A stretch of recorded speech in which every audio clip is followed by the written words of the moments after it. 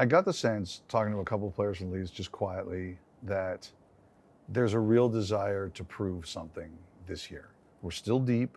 We still have a good goaltending tandem. We still have a good defense. Do you think that is going to be the way this season is approached?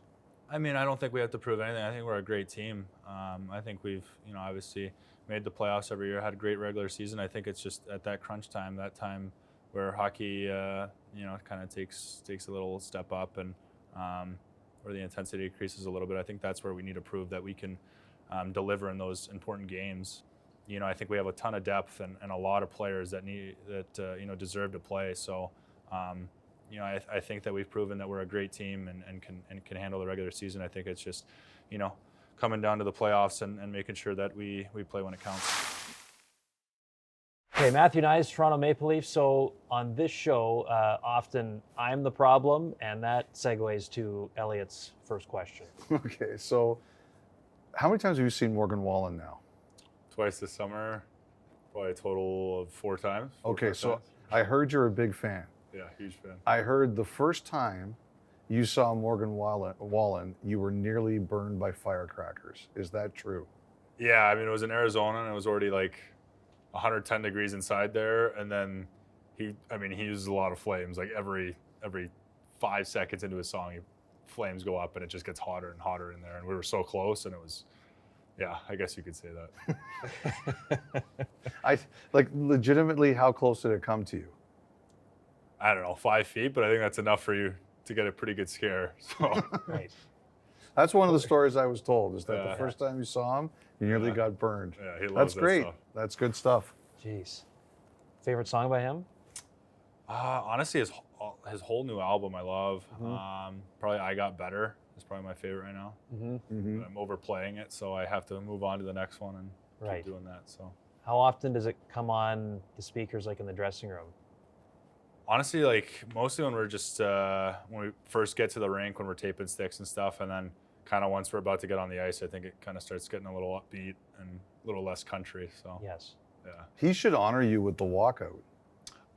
we'll work on it. I'm sure next summer we'll get another opportunity and we'll try and figure something out. That'd be pretty cool. That would be really cool.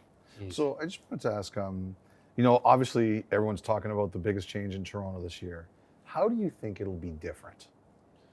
Yeah, I mean, it's hard to kind of replace a guy like that, and he was kind of a big player for us with production, with the way he played, special teams, and everything like that. So I think we did a good job of acquiring some great players, some big players that play strong and can add a lot of value to our team and a lot of depth. And I think we have a lot of players right now that can play many roles and can step in occasions that we need them to. So I'm really confident in our group, confident in our coach, our GM, our whole staff. I think we have an incredible culture in Toronto. So I don't think there's anywhere in the world. I think we're going to build a great team. Has Craig told you at all how you guys are going to play different? Yeah, I mean, I think as soon as he stepped in last year, I think he kind of changed it up a little bit. I think we played a lot harder, a lot tougher, a lot more physical. I think we're still making our strides towards that and building a championship culture. And I think, this year was a good step for us, but I think that there's still obviously more improvement that we need. And I think this summer, I think we did that. How did you decompress after the way the year ended? Yeah, I mean, it's obviously not easy, to kind of pack up all your stuff and go home and start getting your summer training ready and everything like that. But yeah, I think just taking a little bit of time off to just not focus on it. You want to have short-term memory, not have it dwell on you a little bit. So I think that was a main focus for me, is just to kind of move on from it, try to improve on what I was, what I didn't do well, and kind of take that in my summer to fuel me to train well and perform when that opportunity comes again. One of the things I'm always wondering about is, do guys watch the playoffs after their team is out? Do you? That's a good question. I think as soon as I get out, I don't think so. I think I'm a little bit, I don't know what the wording is, but I think I'm just a little pissed off. You're mad. Yeah. I mean, yeah, just it sucks to watch on the couch and watch, other guys play what you play or do what you want to be doing. So for a little bit, no, and then Stanley Cup final kind of rolls around, and it's kind of hard not to glue yourself to the TV and watch and just be a fan of the game at some point. And yeah, I mean, it's exciting stuff. They put on a great show. It was a great final again. And but yeah, I think as soon as I get out, I don't think it's easy to watch. I can also imagine just watching the final, like you guys had them on the ropes, and I can imagine part of you is saying, like, I never want this feeling again. Like we had them. We had them. Yeah, I mean, we were really close, but obviously didn't pull through at the end. I think we had a very unacceptable performance on our Game 7, but it happens, and we got to move on from it and learn from it. And I think this year's a new chapter for us, and adding the players we did, and Chief getting another year with us, and some of the core pieces that we needed to stay and devote themselves to this team. It's cool. So naturally, when you first come to Toronto, the eyes are wide open. You're learning as much as you can. Obviously, the time with John Tavares, the early days there. Now you've got the new contract. I just wonder how you view yourself within the team and the organization. Now, how have things evolved for you? Yeah, I mean, they invested a lot in me, and I invested a lot of my time and my career into them. So, that's how confident I was that this is going to be a winning team, and that they can build a great franchise here. And I think with some of the old veteran players that we have on our team, it's just easy to learn from those guys. Easy to pick their brain on a daily basis, and living with JT, having him open his doors for me was really important. And having players like that welcome you onto the team, it's hard to want to go play anywhere else. So I've loved and enjoyed every minute of my time in Toronto, and I love the guys there. I didn't want to leave those guys, obviously, and I'm just confident in our group for sure. I wonder now too, like, you've got a big personality, you've got a big voice. I can imagine when you first arrive, especially toward the end of a season like you did, it's like, okay, I'm going to be quiet. I'm not going to say anything. I'm going to be seen. I'm not going to be heard. Now I wonder, do you start to look at it as, even in a team that's got like the Tanevs, the McCabe's, the Tavares, Austin Matthews, is the time has come for my voice to be heard? If you're saying that if I talk in the group chat, it's still limited, I don't chat much. But maybe more in the room. Yeah, I mean, I got closer. Obviously, you get more familiar with guys, and coming back, it's definitely easier coming into a familiar spot and knowing everyone, and knowing the staff, and so it's a comfortable feeling doing that. So I think I could step into a leadership role and obviously be a good influence on the younger guys. But I think that there's still a lot of veteran guys that take that up. That maybe don't wear a letter, but still have a lot of experience and still help me along the way. And hopefully in the next few years I can be that leader that they need.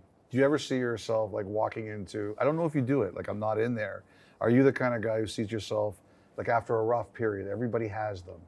You walk into the room and say, guys, like that wasn't acceptable. Do you see yourself being that kind of a guy? I think eventually. I think, again, like there's a lot of other guys that I think need to say that and have the ability to kind of say that.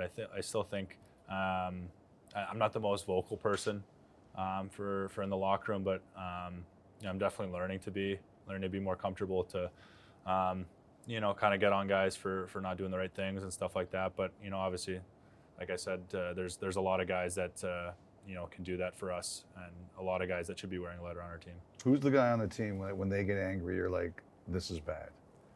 This is bad. Probably Kaber. He's just the nicest human ever, and when you see him mad, you think he's gonna break something. So he's got a great scowl. Yeah, he does. Yeah, he does. Yeah. I wonder, so Craig Simpson, someone him and I work with, like his playing career was forever changed. He got traded to Edmonton. He was put on a line with Mark Messier and Glenn Anderson. What do you remember the first time when you walked into the dressing room in Toronto and saw your name next to Mitch Marner and Austin Matthews, a young player? Yeah, I mean, it's a huge privilege playing with those guys. They're, world-class talents, and I think they both, talked to me before, and they were like, hey, just play your game, and they're going to try to help me as much as possible. And, I think those guys are such world-class that they make players around them better, and I think that's what they did with me. And I just try to return the favor by, getting the puck as much as possible, getting good spots, and communicating and trying to learn from them as much as possible. yeah, they're special players, and I was pretty fortunate to play with those guys. Well, I mean, as time went on, it wasn't just you getting them the puck. Like, you were making plays yourself. I imagine there's a lot of self-growth that goes along with being comfortable playing with two players like them. Yeah, I mean, obviously you don't want to keep relying on them for everything. You want to play your game as well, and it's a fine balance of, when you got to get it to them and when you got to keep it yourself. So I think we kind of found that rhythm there at the end of the season. I think we played well. We found some chemistry, and I think we were a dominant line for sure. I got the sense, talking to a couple of players in Leafs just quietly, that there's a real desire to prove something this year. We've kind of talked about it before. There's a big change. It's out of your hands. But they seem to understand that people think that they're not going to, either you're not going to be able to score enough or you're not going to be good enough. And there's a real feeling that we're going to prove a lot of people wrong. We're still deep. We still have a good goaltending tandem. We still have a good defense. Do you think that is going to be the way this season is approached? Yeah, I mean, I don't think we have to prove anything. I think we're a great team. I think we've, obviously made the playoffs every year, had a great regular season. I think it's just at that crunch time, that time where hockey, kind of takes a little step up, and where the intensity increases a little bit. I think that's where we need to prove that we can deliver in those important games. But as for the regular season, I mean, we were keeping the same decor, and they were unbelievable for us.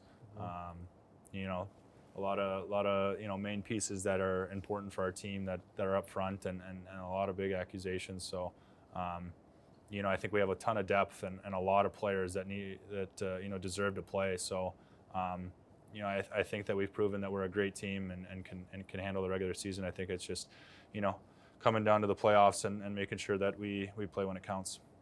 I went back and watched your goals from last year. A lot of them on top of the net in the slot, which is a great place to make a living. Like, are you looking at going, you want to continue to master that part of the ice? Is there other ways you'd like to kind of evolve in terms of where you score goals from? How do you view that?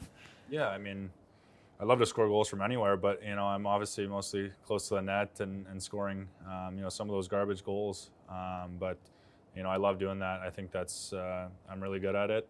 My size and my skill allow me to do that. So a player like Zach Hyman is obviously someone I'd like to watch, and obviously he scored a ton of goals doing that. So I might as well follow in those footsteps and be that kind of player that can play around the net and score those goals and be able to deflect them or shoot it up and tight. And so little things like that is obviously important. But yeah, I'd love to add that piece to my game where I could snipe it from the point or something like that. But yeah, it's not going to happen really that often. So I got to stick around the net. So you're not going to skate up to Austin and say, hey, I'll take this flank on the power play? No, I don't think that's my game. And I know that. He knows that. So maybe I'll jokingly do it in practice, but that's about it. Are you taking points off him in tennis yet? He's still got me by a little bit, but it's I'm closing the gap. Okay. So every time I work at it a little more in the summer, and hopefully when we play each other again here coming up, it'll be a little bit closer and closer until I have the edge on him. Nice. Best story about being recognized in Toronto? Best story, I don't know. I think there was one funny story. I don't know if it was like honestly in Toronto, but just being recognized in the elevator on a way to a game. I don't know who I was telling this to, but it was I think it was me and Mitch in the elevator, and in come two kids and their dad, and one of the kids just goes up and hugs me like right on my leg, and the dad was like, "Oh, he's a hugger," and the kid just like sat in the corner, didn't say a word, nothing, just hugged me, sat in the corner, and me and Mitch walked out of the elevator like, what? We were so confused on what just happened, but that turned into like our handshake for when we get on the ice, so it was kind of hilarious. So that's why that was had, because we saw some pictures of that or video of that. Yeah. I was like, what was going on? And so was that from that elevator? Yeah. I mean, we forget to do it sometimes, but we did it every now and then. It was hilarious. So I think that's the only funny story I have.